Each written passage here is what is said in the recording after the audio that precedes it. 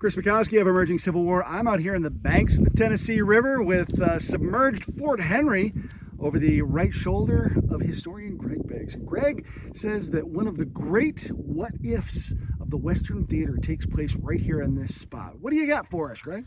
Well, after the fall of Fort Henry on February 6th, Seth Ledyard Phelps, who's will become a veteran gunboat commander, is in command of the squadron of the three timberclads, the Lexington, the Tyler, and the Conestoga. And he's going to be ordered to sail upstream because they had intelligence that the Confederates were building an ironclad gunboat. In fact, they were down at Cerro Gordo, which is not far from the Shiloh battlefield today.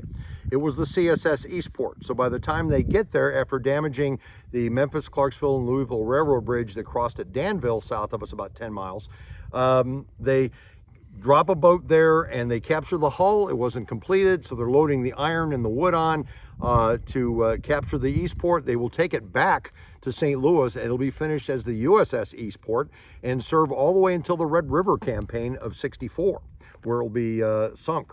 And then the other two gunboats will head on up to Florence, Alabama, because they know there's supplies there for the Eastport, and it's a very important river port. It's also where the Muscle Shoals are, and they can't go any further on the Tennessee River because of the Muscle Shoals. So they stop there, and they go into action against a couple Confederate transports that are there.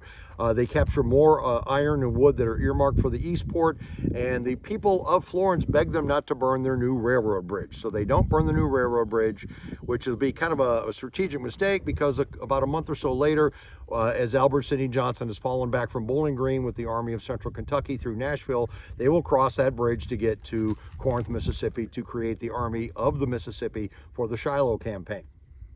So when Phelps comes back, his report says, I haven't seen a Confederate soldier the entire way. In fact, on the way back, they find the abandoned campsite of Crew's Tennessee Battalion, and there's no Confederate troops there. So here's your what if.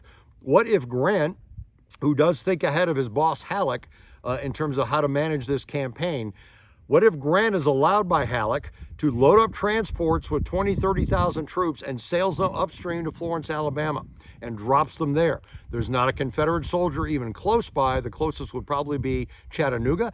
And then you've got a secure supply line of using the Tennessee River back to Paducah, back to Cairo, and the other river towns. And you have now cut the most vital railroad of the entire Confederacy, the Memphis and Charleston, the only true east-west railroad in the Confederate States that runs from Memphis to Chattanooga and then ties in with other railroads there. So there's your what if. In my opinion, it advances the war by a minimum of 6 months in the Western Theater. But Halleck doesn't think that way. Halleck thinks Dominion. He looks at Fort Henry as a place of a new base of operations with a secure line of operations, as Jomini would call it, and he sets his sights on Fort Donelson.